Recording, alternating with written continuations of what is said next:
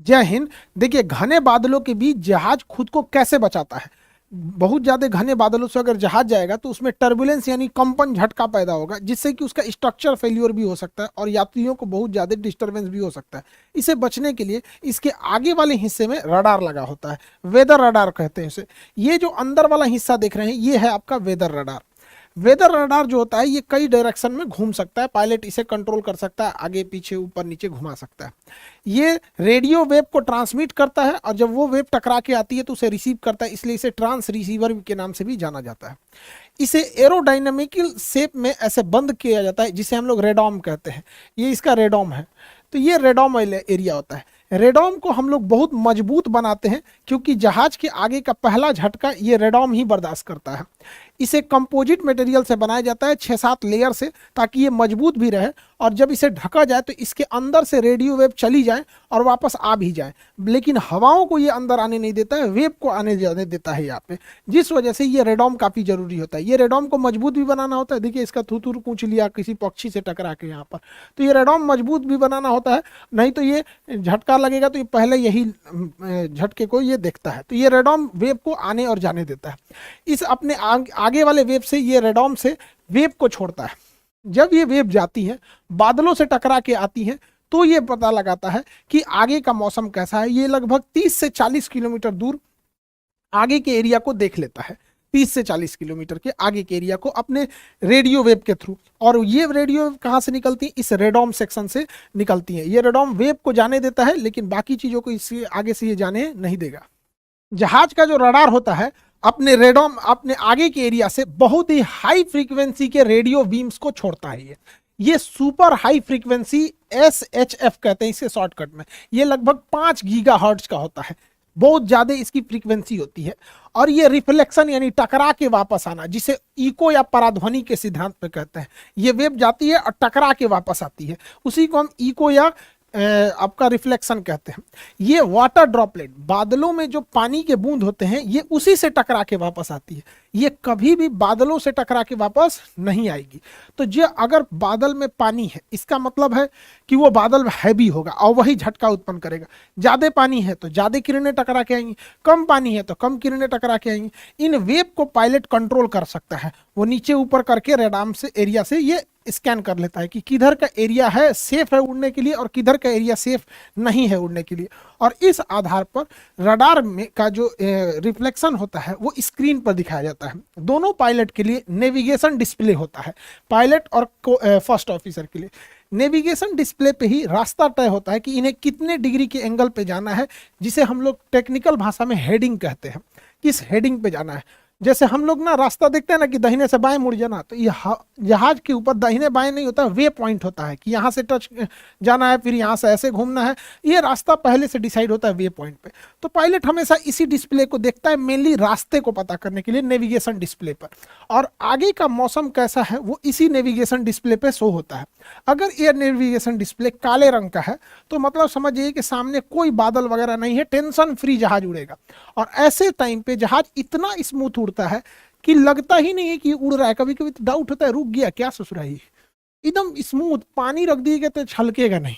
लेकिन जैसे बादल आ जाता है तो बादल की स्थिति में, अब देखिए ये है आपका नेविगेशन डिस्प्ले।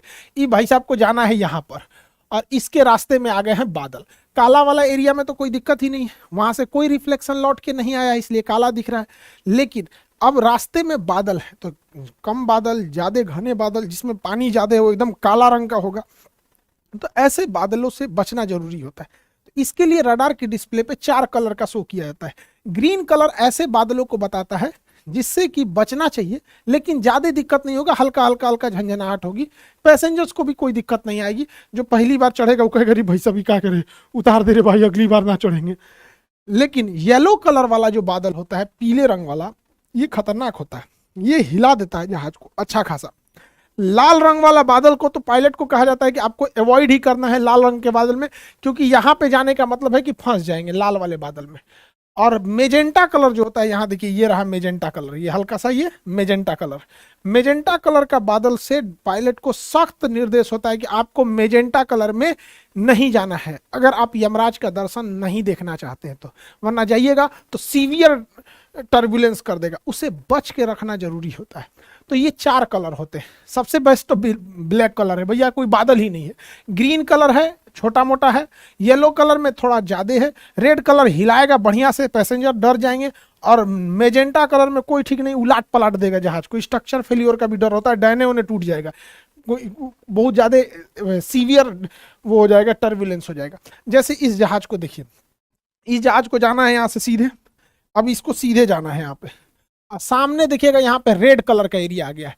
अब ये क्या करेगा, रेड कलर वाले एरिया से यहाँ साइड हो जाएगा और फिर घूम के अपने रास्ते पे चला जाएगा यहाँ पे।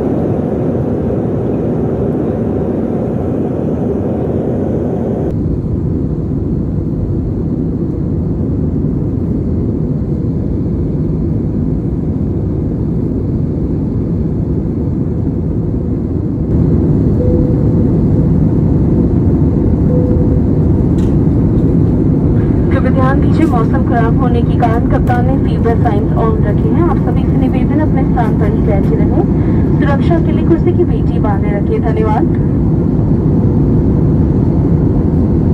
तो देखता है कहां से इसे ज्यादा बचाया जा सकता है। हालांकि ये तो सामने का एरिया दिख रहा है। अगर आप इसे देखेंगे, जैसे इसे सपोज कीजिए इसको यहाँ से यहाँ जाना है, तो सामने में तो बाप रे बाप मेजेंटा कलर है, जाने ले लेगा यहाँ पे।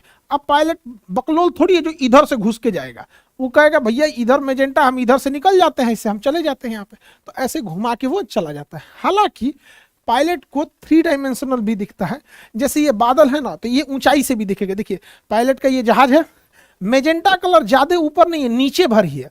तो यहाँ पे पायलट 2 डिसीजन ले सकता है, या तो यहाँ से घुमा के चला जाएगा, या तो वो इसका क्रॉस सेक्शन एरिया देखेगा कि जहाज इसका यहाँ पर है और मेजेंटा कलर वाला बादल ऊंचाई पे है कि नीचाई पे है। अगर यहाँ देख रहे हैं तो आपको दिख रहा है कि मेजेंटा कलर और येलो ग्रीन रेड ये नीचे है, तो यहाँ से पायलट क्या करेगा ना, सीधे ले आके जहाज उतार कर इसे लेके चला जाएगा यहाँ पे। तो कोई जरूरी नहीं है कि बार बार मुड़ाना ही पड़े। ऐसा भी हो जाता है कि इसके सीधे लेके जाता है, हाइट बढ़ा लेता है।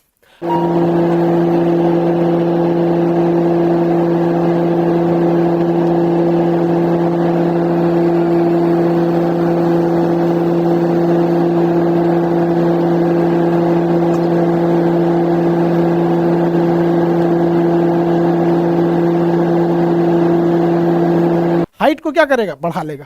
तो कुर्सी की पेटी का बांधने का साइन आ जाएगा और उधर एयर होस्टेस अनाउंस करेगी कि मौसम खराब होने के कारण कप्तान ने कुर्सी की पेटी बांधने का संकेत ऑन कर दिया है, ये वो।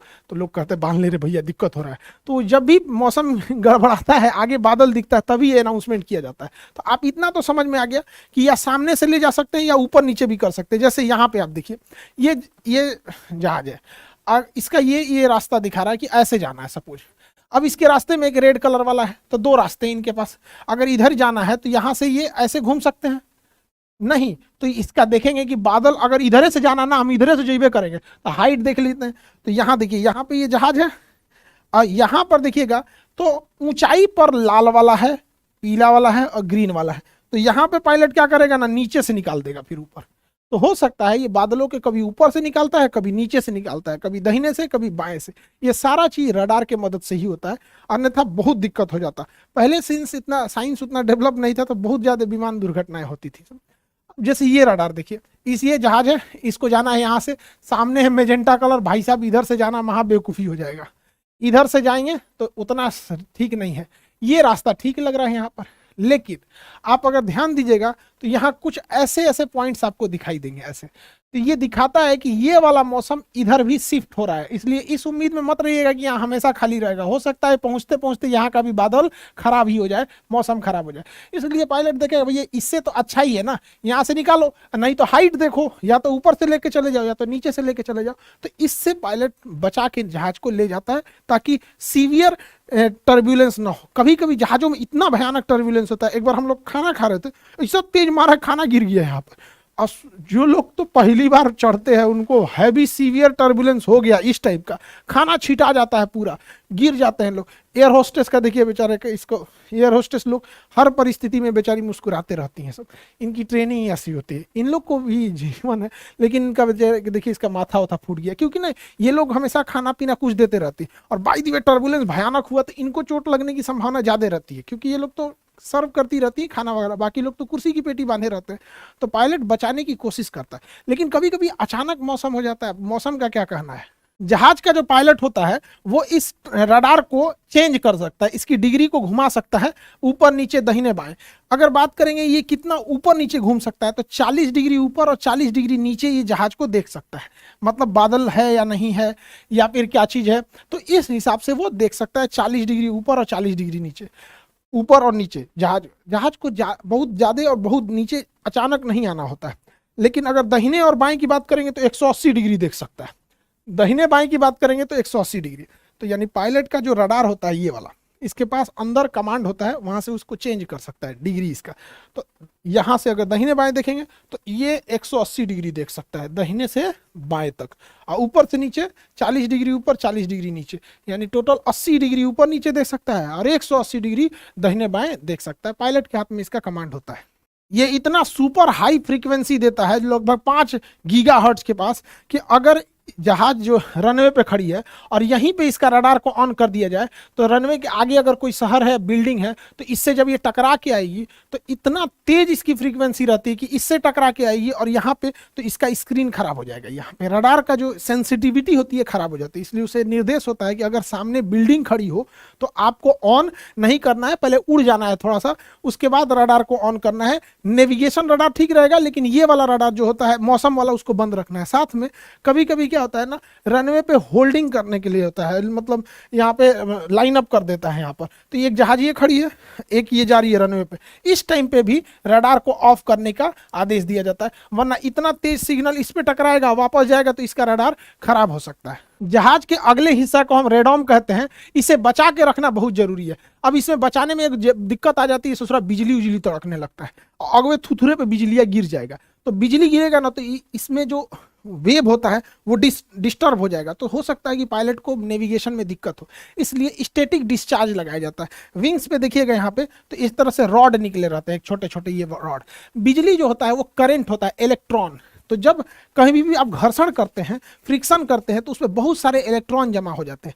उसी तरह जहाज इतनी तेजी से उड़ता है कि उसमें बहुत सारे इलेक्ट्रॉन जमा हो जाते हैं, और इलेक्ट्रॉन इलेक्ट्रिसिटी हमेशा कॉर्नर के एरिया में भागती है, तो इसलिए इसके कॉर्नर के एरिया में हाई मेटल के एरिया को ये लगा देते हैं, ताकि यहाँ पे इलेक्ट्रॉन आए और ये इलेक्ट्रॉन बाहर गिर जाए, ये इलेक्ट्रॉन उड़ते जहाज से बाहर गिर जाए। तो इसलिए इसे स्टैटिक डिस्चार्ज कहते हैं। स्टैटिक डिस्चार्ज बहुत जरूरी है। कभी कभी पायलट के अगवे ऐसे बिजली तड़कने लगता है, बेचारा दिक्कत हो जाता है स्टैटिक डिस्चार्ज से बचाने के लिए। तो रेडॉम को स्टैटिक डिस्चार्ज, आगे तो इसे रॉड नहीं लगा सकते, तो ऐसे ऐसे ये उभार देते हैं। ये स्टैटिक डिस्चार्ज होता है कि अगर आगे कहीं पे भी बिजली तड़के ना तड़के, इतना स्पीड से जहाज उड़ता है कि आगे में जो इलेक्ट्रॉन जमा हो जाते हैं वो अगर इसके थुथुरे पे ऐसे इलेक्ट्रॉन जमा हो जाएंगे तो इसका रडार में दिक्कत हो जाएगा। तो रडार में दिक्कत हो जाएगा तो रडार में क्लियर नहीं समझ में आएगा, इसलिए ये जो ऐसे उभरा वाला हिस्सा है ये इस इलेक्ट्रॉन को पीछे की ओर भेज देता है, और जैसे पीछे बॉडी पे जाता है तो स्टैटिक डिस्चार्ज इसको हवा में गिरा देता है। हवाई जहाज जब भी एयरपोर्ट पे उतरती है तो इतनी हाई स्पीड से उतरी रहती है कि उसके बॉडी पर इलेक्ट्रॉन्स भरे रहते हैं। करंट को ही इलेक्ट्रॉन कहते हैं। इलेक्ट्रॉन से बना है इलेक्ट्रिसिटी, तो electricity is nothing more but is the collection of electrons. तो जहाज इतनी तेजी से रगड़ खाते हुए जब रनवे पे आता है तो उसके बॉडी पर पूरे इलेक्ट्रॉन जमा होते हैं, इसलिए अगर हम छुएंगे तो हमें भी इलेक्ट्रिसिटी मार देगा। तो जरूरी है उस इलेक्ट्रॉन को हम जमीन में भेज दें, क्योंकि जमीन किसी भी इलेक्ट्रॉन को खींच लेती है। इसलिए जहां जहाज खड़ा होता है वहां पे एक तो पट्टी होती है, ग्राउंड पॉइंट बोला जाता है, स्टैटिक ग्राउंड पॉइंट। इसमें एक रॉड गया होता है अंदर यहाँ पे, तो जब भी जहाज आएगी तो उसमें एक ठो मेटल रहेगा और उससे वायर से इसको जोड़ दिया जाता है। इसके ऊपर कवर लगाया रहता है ताकि इस तारवा को पकड़ने में कोई को करंट ना मारे, तो पहले इसमें ले जाता है, फंसाता है और फिर इससे ले जाके जोड़ देता है। इससे जोड़ना बहुत जरूरी होता है, नहीं जोड़ेंगे अगर तो जैसे जहाज खुलेगा और कोई निकलेगा, कैसे हो हवाई सफर कैसा रहा, जहाजिया को छुएगा मारेगा, झनाक से उधिया जाएंगे, अगले दिन अखबार के फ्रंट पेपर पे आएंगे। स्टैटिक डिस्चार्ज के कारण आत्मा को शांति।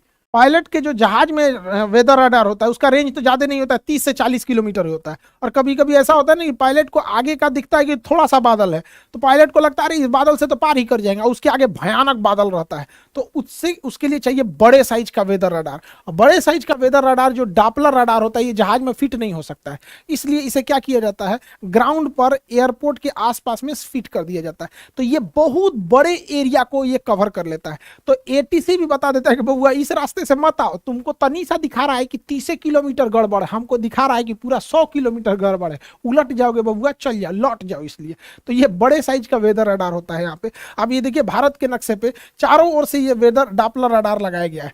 अब यहाँ पर कुछ ये जहाँ, अब यहाँ देखेंगे तो चक्रवात ज्यादा आते हैं उड़ीसा साइड में, तो इधर ना डॉपलर रडार का एरिया ज्यादा सघन बनाया गया है जगह जगह पे, कहीं कहीं भी खाली नहीं है। अब हम हर जगह थोड़ी बता सकते हैं वहाँ मिलिट्री रडार लगाया गया, तो देश की सुरक्षा का भी मामला ध्यान में रखा जाता है। ऐसा थोड़ी होता कुछ बोल दो यहाँ से, तो जहाँ खाली जगह है वहाँ देश के दुश्मन लोग नहीं खुश होइएगा कि खाली जगह है घुस जाएंगे इधर से, मिलिट्री रडार है वहाँ पे, और वो तो पूछबो नहीं करेगा, उधिया देगा आपको यहाँ पे। तो ये रडार का बहुत जरूरी होता है यहाँ पे। रडार से भी एक और भी चीज जरूरी होता है, जैसे देखिए पहाड़ी एरिया में, जैसे नेपाल में प्लेन दुर्घटना हुआ, वहां पर रडार में एक और समस्या क्या आती है, बादलों के पीछे पहाड़ छुपे होते हैं, जैसे ये बादल है इसके पीछे पहाड़ है, तो इसको तो रडार से दिखेगा कि अरे भैया बादल है, चलो ना कोई दिक्कत नहीं। और कहीं जो ये जहाजिया लेके सीधे घुसा तो बादल के बाद सीधे बेचारा पहाड़ में टकरा जाएगा। तो इसके लिए इसमें ट्रैफिक कोलिजन को बचाने के लिए टकास सिस्टम को लगाया जाता है। टकास सिस्टम दो जहाजों को आपस में टकराने से रोकता है। कोई जहाज के बगल से अगर कोई दूसरी जहाज आने वाली है या गुजरने वाली है तो उसको बता देता है, वो कितने हाइट पर से गुजरेगी, कितने नीचे से गुजरेगी, आगे कोई पहाड़ वगैरह तो नहीं है, ये बताने के लिए एक अलग टाइप का रडार होता है जिसे टकास कहते हैं। टकास के बारे में हम आपको नेक्स्ट क्लास में समझा देंगे। आई होप आप वेदर रडार, डॉपलर के सिग्नल, इस सब को समझ गए होंगे। मिलेंगे नेक्स्ट क्लास में।